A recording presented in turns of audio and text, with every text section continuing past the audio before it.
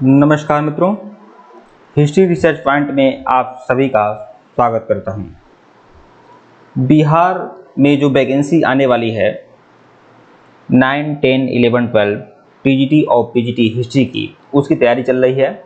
और TGT PGT history और plus BPSC जो जूनियर टीचर भर्ती, इस तरह से कुल लगभग 1 लाख से ऊपर भर्ती देखने को मिल सकती है आप लोग को। तो बीपीएससी जूनियर की तैयारी कराई जा रही है और मैं पूरा का पूरा जो कोर्स मैं आपको दे रहा हूँ पूरा एनसीईआरटी बेस दे रहा हूँ। बीपीएससी जूनियर टीचर भर्ती में एनसीईआरटी को बिल्कुल फॉलो किया जाएगा। तो पूरी एनसीईआरटी और पूरी एससीईआरटी कक्षा 6 से लेकर 8 तक पूरा का पूरा हिस्ट्री, ज्योग्राफी और पॉलिटिकल साइंस में कंबाइंड टेस्ट सीरीज भी दे रहा हूं, साथ ही साथ लेक्चर्स वीडियो दे रहा हूं, प्लस उसके नोट्स पीडीएफ आप लोग को उपलब्ध करा रहा हूं।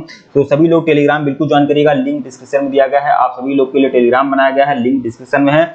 आप सभी लोग तुरंत और तत्काल ज्वाइन कर लेना टेलीग्राम। और ऊपर हमारा ऑफिशियल व्हाट्सएप नंबर दिया गया है, ऊपर हमारा ऑफिशियल व्हाट्सएप नंबर है, यहाँ पे बता दे रहा हूँ, यह हमारा ऑफिशियल व्हाट्सएप नंबर है। आप मैसेज कर लीजिएगा 8318397276, यह हमारा ऑफिशियल व्हाट्सएप नंबर है। ठीक है, ऊपर हमारा व्हाट्सएप नंबर है। और बीपीएससी जूनियर टीचर के प्रति जो भी लोग सीरियस है, गंभीर है, वह लोग हमसे संपर्क कर सकते हैं। जूनियर टीचर की भर्ती की पूरी तैयारी 599 रुपये में हो रही है, केवल 599 रुपये में कंप्लीट कोर्स मिलेगा आपको। तो जो भी लोग इच्छुक हैं वह लोग मैसेज कर सकते हैं। और अगर इसके पहले का वीडियो अगर आप लोगों ने नहीं देखा है तो प्लेलिस्ट में जाइएगा, बीपीएससी जूनियर टीचर भर्ती हॉट स्ट्रीम नोट्स के नाम से प्लेलिस्ट बनी हुई है, जाइएगा देखिएगा। आइए शुरुआत करते हैं। चैप्टर 10 जो आपका एनसीईआरटी कक्षा 6 इतिहास की पाठ्य पुस्तक है हमारे इतिहास, उसका चैप्टर 10 है नए साम्राज्य एवं राज्य। तो इसका पूरा का पूरा नोट्स हम आप लोग को दे रहे हैं। देखिए कितना बेहतरीन जबरदस्त रामबाण नोट्स है। और अगर आप बीपीएससी जूनियर के लिए अगर आपने मुझे हिस्ट्री रिसर्च पॉइंट को 100% फॉलो किया है तो 100% बेहतरीन परिणाम आप लोग को देखने मिलेंगे। ठीक है, नए साम्राज्य एवं राज्य। देखिए चैप्टर क्या कह रहा है, चैप्टर नए साम्राज्य और राज्य के बारे में बात कर रहा है। प्रशस्तियां, यह शब्द है प्रशस्तियां। तो प्रशस्ति आप लोग बहुत देखे हैं, जैसे समुद्रगुप्त की प्रशस्ति, हर्षेड की प्रशस्ति। ठीक है, प्रशस्तियों के बारे में आप लोगों ने पढ़ा होगा, देखा होगा इतिहास के पाठ्य पुस्तकों में। यह क्या है प्रशस्ति? ठीक है, प्रयाग प्रशस्ति। तो प्रशस्ति क्या है? यह एक विशेष किस्म का अभिलेख है। प्रशस्ति क्या है? एक अभिलेख है। ठीक है, अभिलेख है प्रशस्ति, जिसे प्रशस्ति कहा जाता है। ये प्रशस्ति जो है संस्कृत भाषा का शब्द है। असल में यह संस्कृत भाषा का शब्द है जिसका मतलब होता है, अर्थ होता है प्रशंसा। ठीक है, तो प्रशस्तियां लिखने का प्रचलन भी था। ठीक है, तो प्रशस्ति लिखने का प्रचलन था, प्रशंसा लिखने का प्रचलन था। जो चारण होते थे, भाट होते थे, शिल्पकार होते थे, वह अपने राजा और सम्राट की प्रशंसा अभिलेखों के माध्यम से करते थे, जिसे प्रशस्ति कहा गया है। जिसमें समुद्रगुप्त की प्रशस्ति, यह आपका समुद्रगुप्त की जो प्रशस्ति है प्रयाग प्रशस्ति से बोलते हैं। समुद्रगुप्त के दरबार में कवि और मंत्री रहे हर्षेड समुद्रगुप्त के दरबार में थे और यह कवि भी थे और प्लस मंत्री भी थे। उन्होंने राजा को अपने समुद्रगुप्त की इन्होंने प्रशस्ति लिखा था, प्रयागराज में प्रशस्ति। उन्होंने राजा को योद्धा और युद्ध को जीतने वाला राजा कहा। यह युद्ध के जीतने वाला राजा उन्होंने कहा समुद्रगुप्त को, एक विद्वान कहा और एक उत्कृष्ट कवि के रूप में उनकी प्रशंसा की। ठीक है,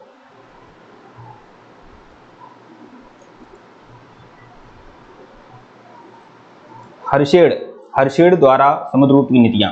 और हर्षेड जो कवि भी थे और मंत्री भी थे, उन्होंने प्रयाग प्रशस्ति लिखा था। इन्होंने समुद्रगुप्त की नीतियों के बारे में लिखा। आर्यावर्त, जो समुद्रगुप्त ने क्या किया था, आर्यावर्त के 9 शासकों को समुद्रगुप्त ने हराया था।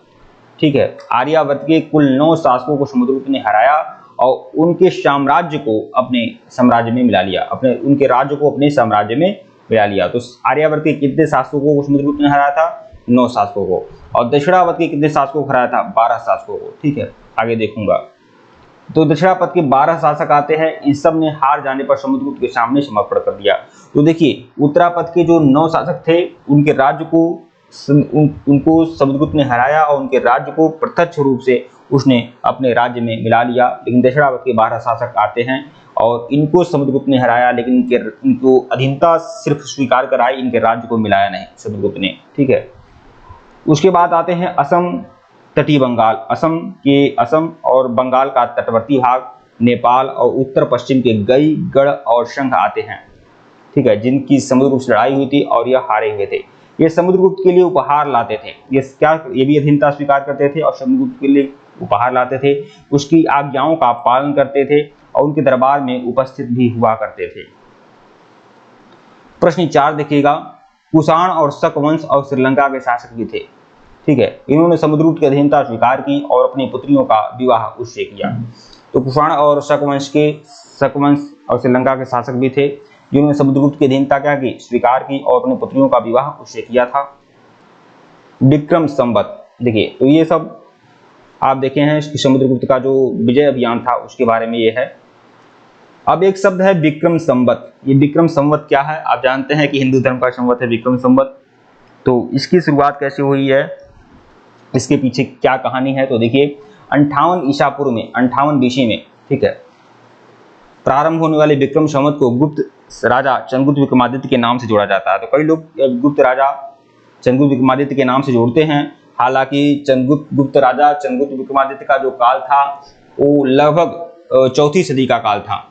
तो 58 ईसा पूर्व की बात है, 58 ईसा पूर्व में विक्रम संवत शुरू हुआ, तो इससे लोग जोड़ते हैं। लेकिन कहा जाता है कि ऐसा कहा जाता है कि उन्होंने शकों पर विजय के प्रतीक के रूप में इस संवत की स्थापना की थी तथा विक्रमादित्य की उपाधि धारण की थी। इन्होंने क्या किया, शकों को हराया था, शकों पर विजय प्राप्त किया था और शकों पर विजय प्राप्त करने के बाद इन्होंने एक उपाधि धारण किया था, चंद्रगुप्त विक्रमादित्य ने सकारी, ठीक है, और उन्होंने चांदी की मुद्रा का प्रचलन भी किया था।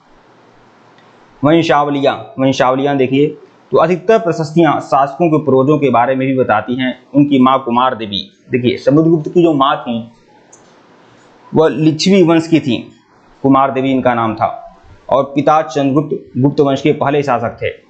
ठीक है, ये गुप्त वंश के थे। इन्होंने महाराजा धीराज जैसी बड़ी उपाधियां धारण की थी और समुद्रगुप्त गुप्त ने भी यह उपाधि धारण की थी। तो महाराजा धीराज यह चंद्रगुप्त प्रथम की उपाधि थी और चंद्रगुप्त प्रथम के पुत्र समुद्रगुप्त ने भी यह उपाधि धारण की थी, महाराजा धीराज।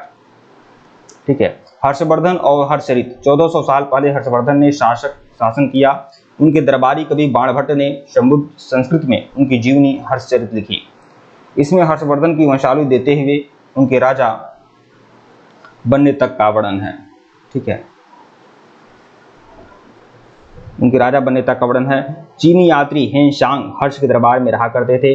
उन्होंने वहां जो भी कुछ देखा उसका विवरण प्रस्तुत किया। थानेसर के राजा बने और मगध और बंगाल को जीतकर उन्होंने पूर्व में भी सफलता मिली।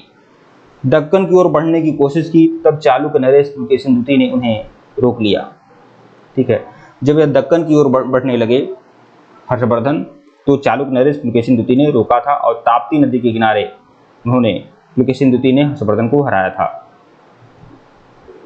पुलकेशिन की प्रशस्तियां देखेंगे, जिसे एहोल प्रशस्ति कहते हैं। एहोल प्रशस्ति यह पुलकेशिन द्वितीय की प्रशस्ति है। पुलकेशिन द्वितीय के बारे में जानकारी देती है एहोल प्रशस्ति। ठीक है, तो देखिए इस काल में पल्लव और चालुक्य दक्षिण भारत के सबसे महत्वपूर्ण राजवंश थे। पल्लवों का राज्य राजधानी कांचीपुरम के आसपास के क्षेत्रों से लेकर कावेरी नदी के डेल्टा तक था। तो पल्लवों का राज्य जो था कांचीपुरम से लेकर कावेरी नदी के डेल्टा तक था, जबकि चालुक्यों का राज्य कृष्णा और तुंगभद्रा के नदी के बीच में था। तो चालुक्यों का राज्य जो था वह कृष्णा और तुंगभद्रा नदी के बीच में था और पल्लवों का राज्य जो था वह कांचीपुरम से लेकर कावेरी नदी के डेल्टा तक था। चालुक्यों की राजधानी एहोल थी। यह एक प्रमुख व्यापारिक केंद्र था। धीरे धीरे एक धार्मिक केंद्र भी बन गया, जहाँ कई मंदिर होते थे। पल्लव और चालुक्य एक दूसरे की सीमाओं का अतिक्रमण करते थे। पुलकेशिन द्वितीय सबसे प्रसिद्ध चालुक्य राजा थे, जिनके बारे में हम इनके दरबारी कवि रविकीर्ति द्वारा रचित प्रशस्ति से पता चलता है।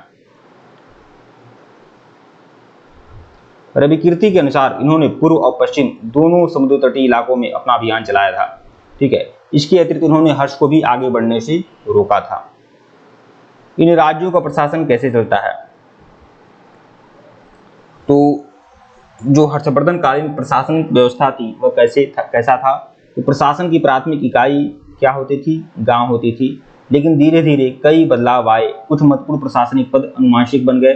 कभी कभी एक ही व्यक्ति एक पद पर कार्य करता था, वहां के एक से ज्यादा पद पर काम करता था, एक से अधिक पति, एक ही व्यक्ति एक से ज्यादा पदों पर कार्य करता था। वहां के स्थानीय प्रशासन में प्रमुख व्यक्तियों का बहुत ही बोलबाला था। ठीक है। एक नए प्रकार की सेना के बारे में जानकारी मिलती है। तो सामंत भूमि से कर वसूलते थे, जिससे वे सेना और घोड़ों की देखभाल करते थे, साथ ही वे इससे युद्ध के लिए हथियार जुटाते थे। दक्षिण की राज्य में सभाएं। पल्लवों के अभिलेखों में कई स्थानीय सभाओं की चर्चा है। इनमें से एक था ब्राह्मण भूस्वामियों का संगठन, जिसे सभा कहा जाता था। ये सभाएं उप समिति के जरिए सिंचाई, खेती बाड़ी से जुड़े विभिन्न काम, सड़क निर्माण, मंदिरों की देखरेख आदि का काम करते थे। ठीक है। पल्लवों के अभिलेखों में कई स्थानीय सभाओं की चर्चा है, जिनमें से एक था ब्राह्मण भूस्वामियों का संगठन। ब्राह्मण भूस्वामियों का संगठन था, जिसे सभा कहते हैं। ये सभाएं उप समिति के जरिए सभा सिंचाई, खेती बाड़ी से जुड़े विभिन्न काम, सड़क निर्माण या मंदिरों की देखरेख काम करती थी। ये सभी सभाएं जो होती थी, ये सब सारी कार्य करती थी। यह ब्राह्मण भूस्वामियों का संगठन था, सभा। नगरम क्या था? तो देखिए, व्यापारियों के संगठन का नाम था नगरम। नगरम जो था व्यापारियों के संगठन का नाम था। संभवतः इन सभाओं पर धनी व शक्तिशाली भूस्वामियों और व्यापारियों का नियंत्रण था। ठीक है। तो व्यापारियों के संगठन का नाम था नगरम। ठीक है। ठीक है मित्रों, वीडियो को लाइक और चैनल को सब्सक्राइब करेगा, टेलीग्राम को बिल्कुल ज्वाइन करेगा। लिंक डिस्क्रिप्शन में दिया गया है। अगर इसके पहले का वीडियो नहीं देखे हैं तो प्लेलिस्ट में जाइएगा। बीपीएससी जूनियर टीचर भर्ती नोट्स लेक्चर्स वीडियो के नाम से प्लेलिस्ट बना हुआ है। प्लेलिस्ट में जाइएगा, सभी वीडियो को देखिएगा। और यह जो पूरा नोट्स है, पूरी सीरीज है, पूरा बीपीएससी जूनियर टीचर भर्ती की पूरी तैयारी कराई जाएगी 599 रुपये में। जिनको भी ज्वाइन करना है ज्वाइन कर सकते हैं। ऊपर हमारा ऑफिशियल व्हाट्सएप नंबर दिया गया है, यहाँ पर भी बता दे रहा हूँ, यह हमारा ऑफिशियल व्हाट्सएप नंबर है, मैसेज कर सकते हैं। ठीक है मित्रों, धन्यवाद आप लोग को।